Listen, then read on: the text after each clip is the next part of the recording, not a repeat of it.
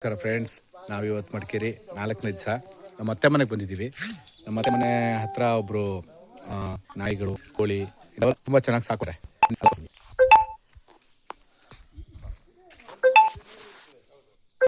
ನೋಡಿ, ಇದೆ ರೋಡು ಮನೆಗೆ ಹೋಗೋದು. ಅವ್ರ ಮನೆ ಹೇಗಿದೆ ಅಂತ ನೋಡೋಣ ಬನ್ನಿ. ಇವರು ನಾಗರ ಪ್ರತಿಷ್ಠಾಪನೆ ಮಾಡಿದ್ದಾರೆ ನೋಡಿ.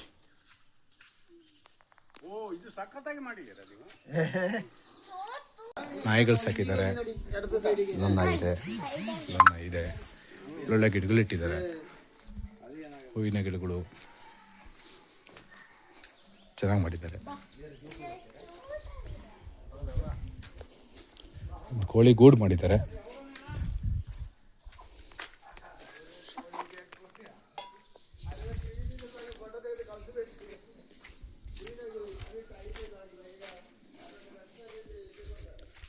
ಕರು ಇದೆ, ಒಂದು ಚಿಕ್ಕದು ಮುದ್ದು ನೋಡಿ, ಮತ್ತು ಇಲ್ಲೊಂದಿದೆ. ಹೀಗೆ ಇವರು ಜೀವನ ನಡೆಯೋದು ಹೀಗೆ.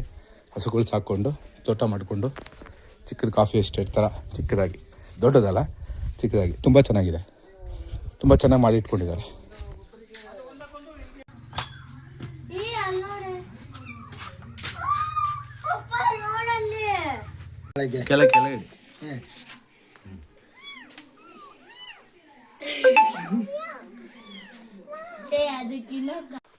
ಅವ್ರ ಮನೆ ಸುತ್ತಮುತ್ತ ಸೌಂದರ್ಯ. ಇದು ಮನೆಗೆ ಹೋಗೋ ರೋಡು ನೋಡಿ, ದಾಸವಾಳ ಗಿಡಗಳು.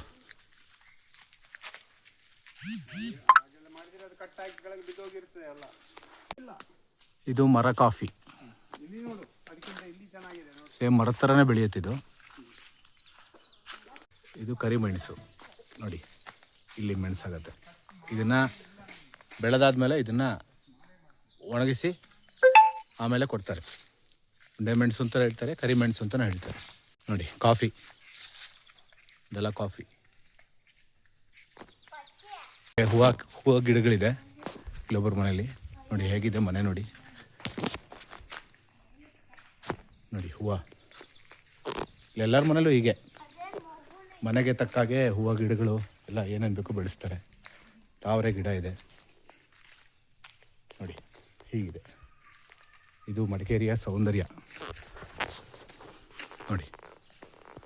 ಕಾಫಿ, ಟೀ ಎಸ್ಟೇಟ್ಗಿಂತ ಜಾಸ್ತಿ ಕಾಫಿ ಇಲ್ಲಿ. ಉಂಡೆ ಮೆಣಸು, ಕಾಫಿ ಇಂಥದ್ದೇ ಬೆಳೆಯೋದು. ರೋಡೆಲ್ಲ ಇಷ್ಟೇ ಹೀಗಿರುತ್ತೆ ನೋಡಿ. ಎಲ್ಲೆಲ್ಲಿ ನೋಡಿದ್ರು ಅದೇ ಕಾಫಿ ಮತ್ತು ಕರಿಮೆಣಸು, ಮಸಾಲೆ ಐಟಮ್ಗಳು ಇಂಥವೇ ಸಾಕೋದು. ಹೌದು.